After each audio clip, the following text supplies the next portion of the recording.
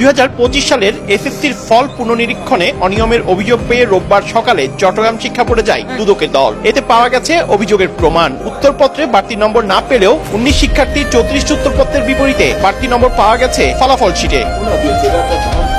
ফল জালিয়াতির ঘটনায় একটি মামলা বিচারাধীন থাকার মধ্যেই 1 বছরের ব্যবধানে আবারও ঘটল জালিয়াতির ঘটনা। যে কম্পিউটার সেন্টারে আগের জালিয়াতির ঘটনা ঘটেছে, এবারের ঘটনাও সেই একই জায়গায়। দায়িত্বে থাকা প্রোগ্রামার কম্পিউটার অপারেটরকে জিজ্ঞাসাবাদ করলে জড়িত থাকার বিষয়টি অস্বীকার করেন দুই কর্মকর্তা। খাতাগুলো চেক করতে যখন হবে তখন আমাকে কন্ট্রোলার মহোদয় নির্দেশ দেয় আমি কিভাবে খাতা চেক করতে হলে আমাকে তালিকাটা দেব।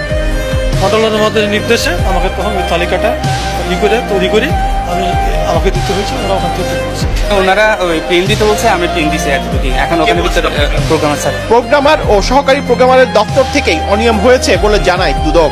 34টা উত্তরপত্রে জালিয়াতির অভিযোগ রয়েছে। এ ধরনের আমাদের কাছে অভিযোগ ছিল।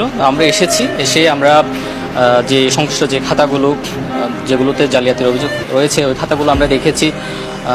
যাদের বিরুদ্ধে অভিযোগ ছিল তার অভিযোগ সংশ্লিষ্টদের সাথে আমরা কথা বলেছি। এখানে অনিয়মের প্রমাণ পেয়েছি। আমরা তৎপ্রেক্ষিতে আমাদের কমিশন বরাবর আমাদের যেটা করণীয় আমরা রিপোর্ট। বিষয়টি 1 মাস আগে বোর্ড চেয়ারম্যানের নজরে আনার পরও জড়িতদের বিরুদ্ধে পদক্ষেপ নেওয়া হয়নি। উল্টো বিষয়টি চেপে যাওয়ার চেষ্টা হয়েছে বলে অভিযোগ মিলেছে। চেয়ারম্যান মহোদয় কম্পিউটার টাচ করে না, কন্ট্রোলার টাচ করে না, সচিব টাচ করে না, ডেপুটি কেউ টাচ করে না। পরীক্ষা শাখার লোকজনই কাজ করে, ওনারাই বলতে পারবে।